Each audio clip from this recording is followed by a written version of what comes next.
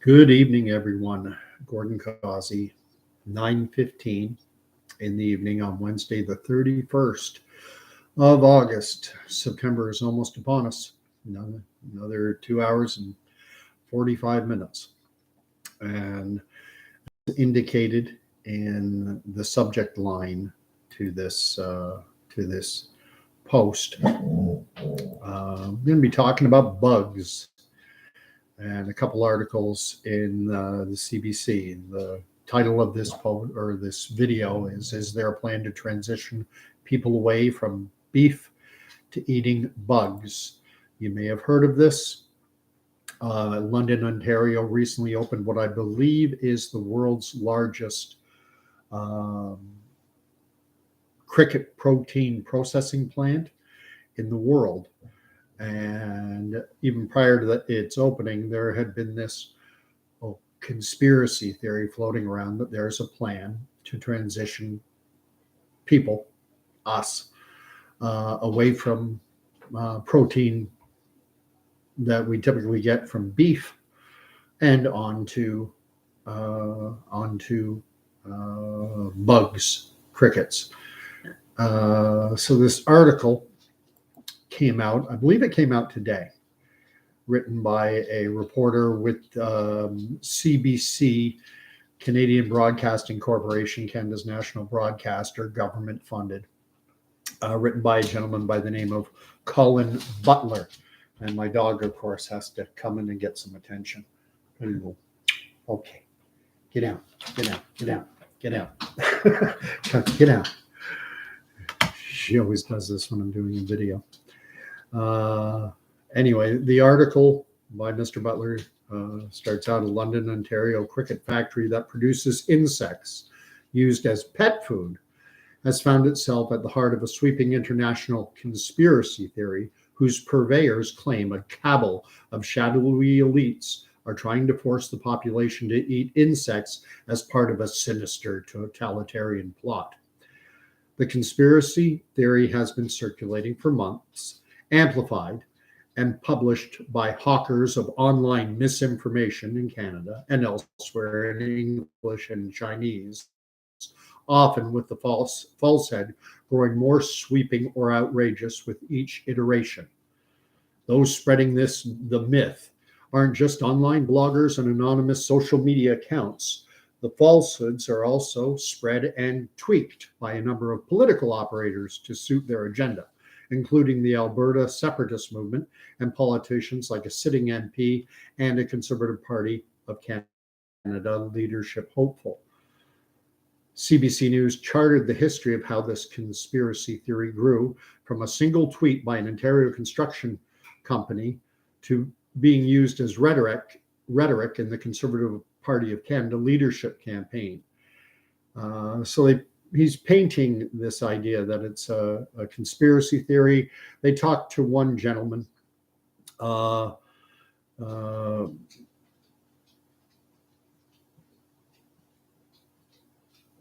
gentleman, I believe, by the name of Ellis Dawn. And they interview him, and he's basically just saying in the article, well, these are my opinions.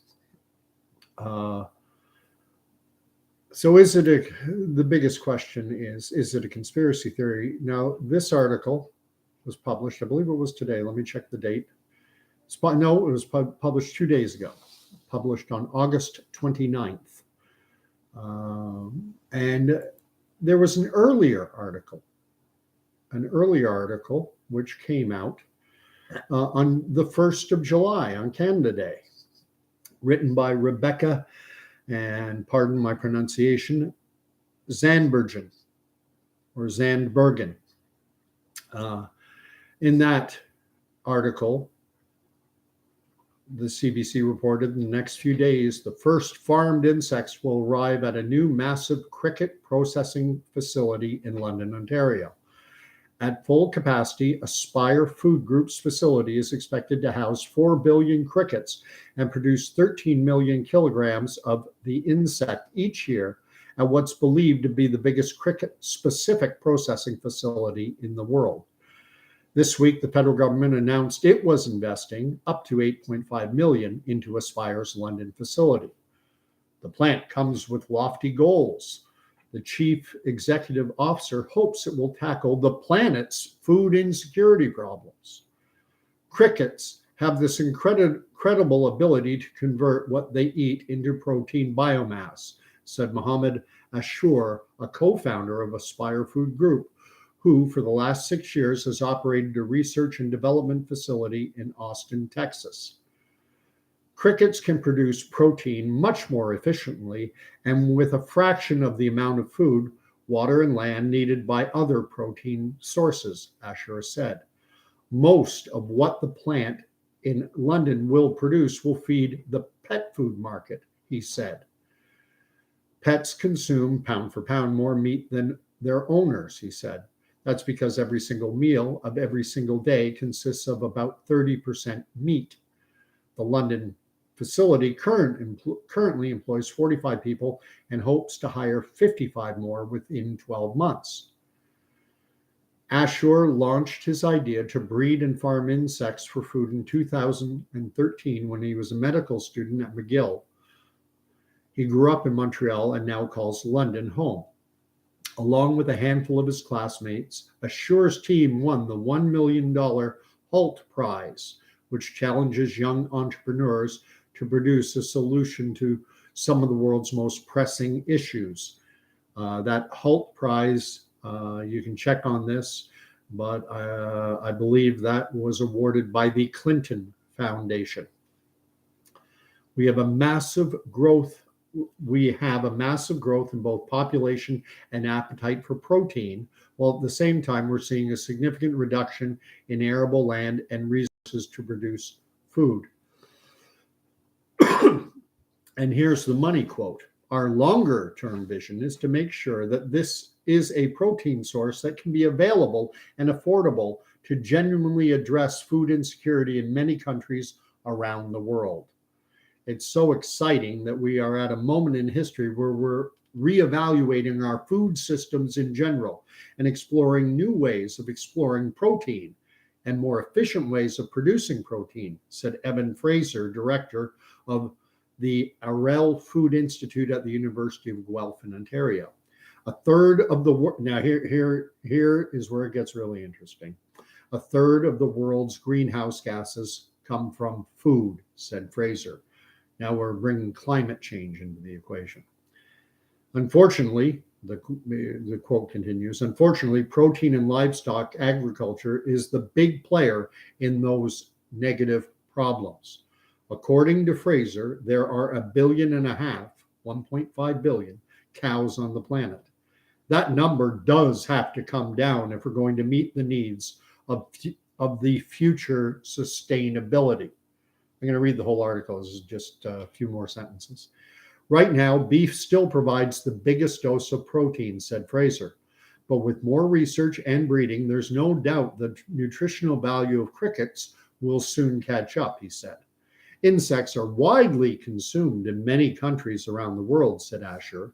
In the vast majority of the world's countries, different types of insects are consumed quite avidly.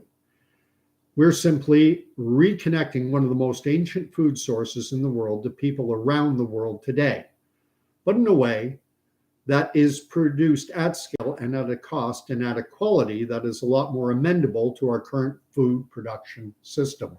That's the end of the article. Certainly strikes me that this Aspire plant, that's the name of the company, is getting out in front of what they see coming. And interestingly enough, as I noted, I believe that HALT, or whatever the name of the prize that they won, this gentleman and his team won, was financed by the Clinton Foundation. I wouldn't be surprised. I don't know, but I would not be surprised if I were to find out that they also received financing from the Gates Foundation. I think it's no longer the Bill and Melinda Gates Foundation, ever since Bill Gates' wife found out he was traveling down to Epstein's wonderful island. I don't think they're joined in that foundation in that endeavor anymore. So now we get on to climate change. And what I'm going to suggest and what I believe is that, well, we, create a problem, solution that's already planned. And what kind of problem can be, what's the problem? The perceived problem is there's too many cows on the planet. Flatulence, to use the more colloquial term, farting cows, or the planet. We have too many farting cows. Methane is a greenhouse gas, and it's going. We've all heard the story about how the planet is, unless drastic changes are made very quickly, that within the next 10 years or so, the planet's going to be unlivable or in a horrible state. Now, that's based on what I consider garbage science, climate science, because the problem with science is at its best is empirical. You can prove things. I've done videos previously where I've talked about settled science. What is settled science? Settled science isn't a bunch of guys expressing an opinion about something that may or may not happen in the future. And if you get a consensus around it, well, then it's not settled science until that date arrives and you see whether or not their prognostications were right or not. So, two examples that I cite for settled science is, number one, the freezing point of water. It's always 0 degrees centigrade. Doesn't change. It's 0 degrees on Monday, Tuesday, Wednesday, and every day of the week, every month of the year, every year, 1,000 years from now, 5,000 years from now, 5,000 years ago, 1,000 years ago, it doesn't change. Settled science. Another element of settled science would be, how long does it take the Earth to orbit around the sun?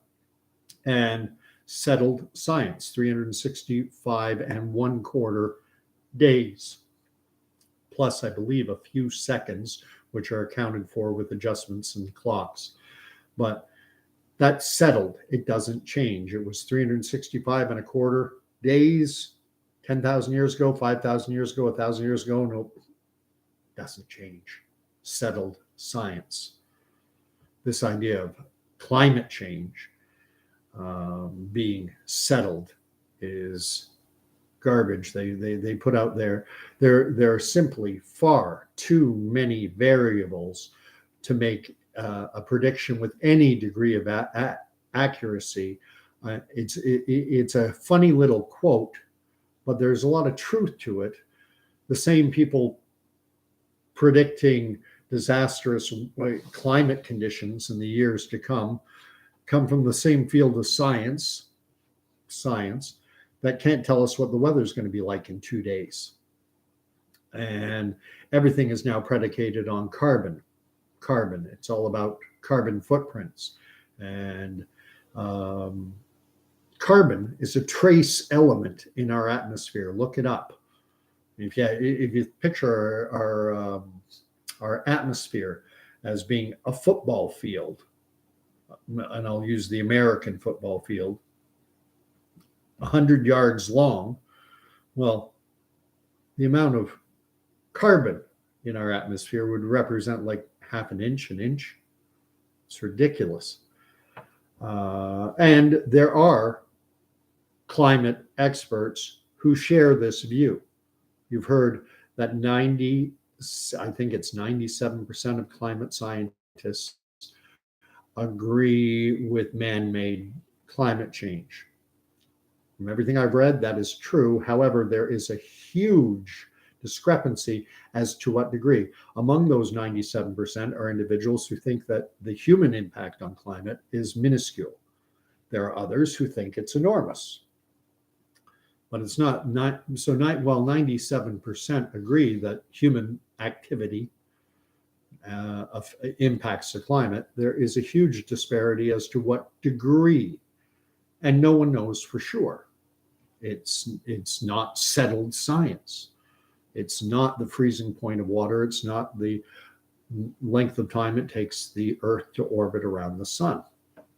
And we get on to what the ultimate agenda is, and it's written of in the second article I quoted, the one from July 1st, Canada Day, talking about sustainability. This is the big word. We have the UN sustainability goals now, because if you go to the Global Footprint Network, you can go to University of Texas, you can go, all kinds of academic papers have been written on this subject. What is the maximum carrying capacity in terms of human population for the planet Earth over the long term? And they all come in somewhere around 2 billion people. All the studies they've put forward that go out into academia. And 2 billion, and people will ask, well, wait a minute, we're basically at 8 billion now. I think it's 7.96, 7.97, and we might be over a billion already, because obviously counting human population, you got to allow some wiggle room. We might be over 8 billion now. So the question is, how can a planet that has, how can we have 8 billion now if the long-term carrying capacity of the planet is only 2 billion? And what's put forward is this idea that the planet had, past tense of the verb, enormous resources, reserves, if you will, that have been largely depleted. And that basically, I put it this way: you have $1 million in the bank, and that's generating $40,000 a year in income. But you don't live a $40,000 a year lifestyle. Your lifestyle is $80,000 a year. So every year you're depleting that capital base. And what these world population sustainability experts are saying is that, and this is pervasive in academia, that it's not sustainable. Where the bank account is just about dry. We've been drawing $80,000 on that account, and now the capital base has been diminished, and it's soon going to be at zero. And there are predictions of people will go to war, or nations will go to war over water. So a whole idea of scarcity. I would strongly recommend to anyone, if you're a reader, if you enjoy novels, Michael Crichton wrote an amazing book called State of Fear. If you don't know who Michael Crichton is, he wrote Contact, which was made into a movie starring Jodie Foster and, I can't remember the gentleman's name, Matthew McConaughey was in it, or Rob Lowe was in it, and a few other. Bob Saget, that's the name I was trying to think of. Bob Saget was in it. I think that's the gentleman's name. He was in Picket Fences, and he played Mr. Drake on Cheers. Anyway, he wrote that book. And he also wrote the one that most people will know, Jurassic Park. But he's written a number. He's since passed on. But State of Fear is an absolutely incredible read. And I would invite Michael Crichton, incredibly intelligent individual. He got his he's not a doc. Well, he is a doctor. He was a doctor. He got his medical degree at Harvard, but he never actually went and actually practiced medicine. From what I understand, after earning his medical degree, he decided to go into writing and put his enormous intellect to use in another avenue. And State of Fear is a great book. There's another one, I think, I'm trying to remember the name of it. It might be called Origins, and about interbreeding between simians and humans. But I'm not here to boost the book sales of a now deceased author. I'm just telling you have your eyes open. There's going to be a lot of deception in this world, a lot of deception. And basically what's going to happen, there are planned for solutions, such as transitioning humanity from eating, or a large chunk of humanity, from eating beef to eating bugs. And the ducks are being set up right now. And it's not going to happen tomorrow. It's not going to happen next week or even next year.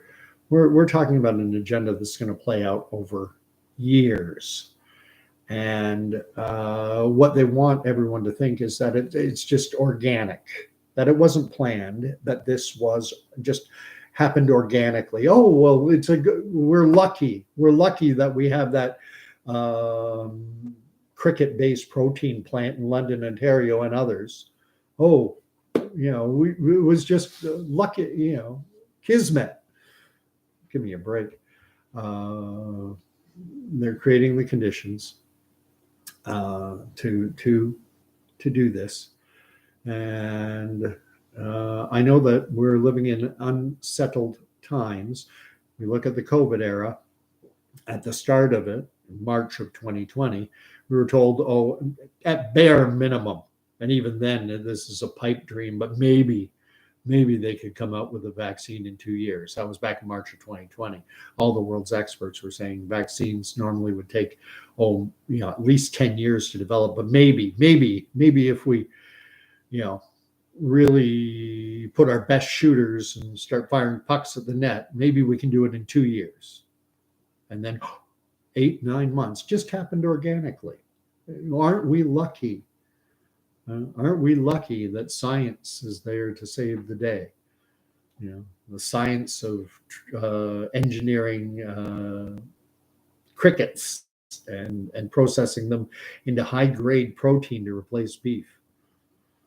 The science of moving at warp speed, bending space and time, and getting a vaccine into people's arms after mere months, when every other vaccine took 10 plus years, unless you want to go back to the swine flu around 1976. But that led to all kinds of people dying. And back then they used to investigate to determine what was the causation. Now we just go, it was natural causes. Just, my member of my own family, 38 years of age, 6 foot tall, 180 pounds, super healthy, heart attack. Former colleague of mine, 47 years of age, healthy guy, heart attack. Another family member, elderly, but with no history on either side of her family of strokes and stroke. But of course, nothing to do. These are all just coincidences. So believe what you want. But if you're of the opinion that the world's going crazy, and it is, and you're looking for some answers, I'm going to do another video. I'm going to do it at about 11 o'clock tonight. And it's going to be going back to this book.